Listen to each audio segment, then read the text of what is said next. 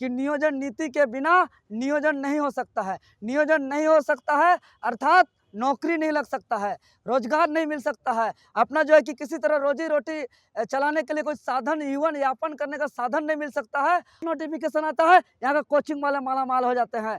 एक कोचिंग एक student 4 form भरते हैं, 4 कोचिंग में जब क्लास होता है 4 कोचिंग में अपना एडमिशन लेते हैं। एक कोचिंग का 20,000 25,000 फी रहता है।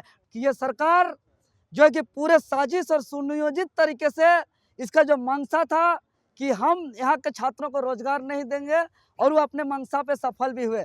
कि जब विपक्ष में ही तय हो गया था और बात सामने आ गया था, और जो चीफ जस्टिस उच्च न्यायालय के बोल दिए थे कि ये गैर कानूनी है, तो फिर आखिर क्यों इसके तहत जो फॉर्म भराया गया, क्यों जो है कि विज्ञापन निकाला गया, क्यों परीक्षा की डेट निकाला गया? इसीलिए निकाला गया सिर्फ और सिर्फ उल्लू बनाने के लिए। चूँकि जब ये नियोजन नीति बनाया गया था, उस नियोजन नीति को लेकर के सदन में भी इसका बातें आई थी।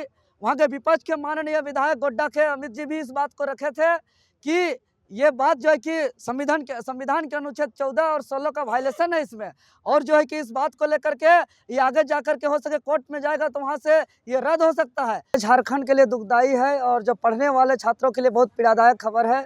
और सबसे बड़ी बात, जो हम लोग का आज मोराबादी रांची में जो बैठक हुई, इस बैठक से सबसे महत्वपूर्ण निर्णय ये आया कि हम लोग का जो कल रांची बंद की जो घोषणा हुई थी उसको हम लोग स्थगित करते हुए हम लोग आगामी 21 दिसंबर को हम लोग विधानसभा घेरने का कार्यक्रम को जो है कि उसको हम लोग परिवर्तन कर दिए हैं। और 21 तारीख का जो विधानसभा का घेराव होगा वो ऐतिहासिक होगा, और हम पूरे तमाम 24 जिला के पूरे गांव-गांव के सभी छात्रों से हम निवेदन करेंगे, आग्रह करेंगे कि आप 21 तारीख को सभी को आप लोग जो है कि रांची पहुंचिए और विधानसभा का हम लोग घेराव करेंगे।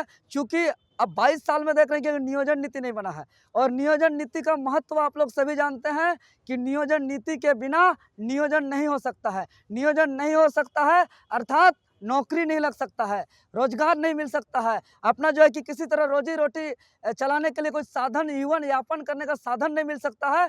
और ये नियोजन नीति नहीं बनने के कारण जो है कि नियुक्ति नहीं आएगा, इसका मतलब आपका एज और उम्र भी नहीं रुकेगा। और जो अभी नियोजन नीति रद्द हुआ, हम साफ स्तर में कह सकते हैं कि ये सरकार जो है कि पूरे साजिश और सुनियोजित तरीके से इसका जो मंशा था कि हम यहाँ के छात्रों को रोजगार नहीं देंगे, और वो अपने मंशा पे सफल भी हुए। चूँकि जब ये नियोजन नीति बनाया गया था, उस नियोजन नीति को लेकर के सदन में भी इसका बातें आई थी।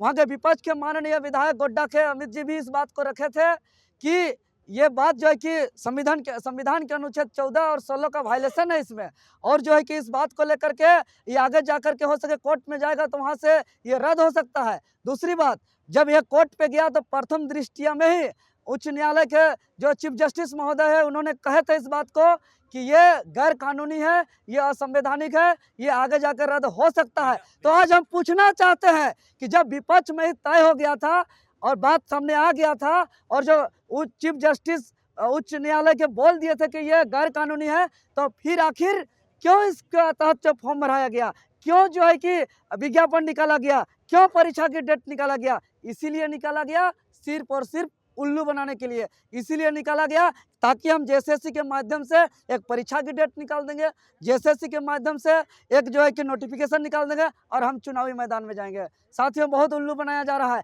आप घूट-घूट के जी रहे हैं। आप जो है कि आपको परीक्षा का तिथि दिलाया जाता है, आप जानते हैं एक नोटिफिकेशन आता है, यहाँ का कोचिंग वाले माला माल हो जाते हैं। एक स्टूडेंट 4 फॉर्म भरते हैं, 4 कोचिंग में जब क्लास होता है 4 कोचिंग में अपना एडमिशन लेते हैं। एक कोचिंग का 20,000 25,000 फी रहता है, नोट्स का अलग, टेस्ट सीरीज का अलग, मॉक टेस्ट का अलग। समझ सकते हैं कितना खर्चा होता है, कितने कष्ट से यहाँ के माताएं पिताएं माँ बाप जो है कि तकलीफ से पैसा देते हैं। इन लोग को इस पीड़ा का मतलब नहीं है, इसीलिए आप घूट-घूट के जी रहे हैं। आपको जो है कि फॉर्म भराया गया था, आपको परीक्षा की डेट निकाली गई थी और आपके साथ अन्याय किया गया था, इसलिए आप लड़िए और 21 तारीख को चाहे जहां भी है आप लोग सबको आइए और अपना चट्टानी एकता का परिचय दीजिए। और हम लोग को सीधा स्पष्ट मांग है कि झारखंडी हित में, चूंकि ये कर्मचारी चयन आयोग का मामला है, हर राज्य का कर्मचारी चयन आयोग का बोर्ड होता है, जो कर्मचारी चयन आयोग बोर्ड होता है उसी राज्यों के अभ्यर्थियों का चयन करने के लिए होता है। जिस प्रकार भारत के 2900 राज्यों में कर्मचारी चयन आयोग बोर्ड है और सभी राज्य वाले अपने ही राज्य के छात्रों को एक संवैधानिक तरीके से चयन करते हैं, उसी प्रकार आप भी संवैधानिक तरीके से झारखंडी छात्रों को चयनित कीजिए। हम इतना ही कहेंगे।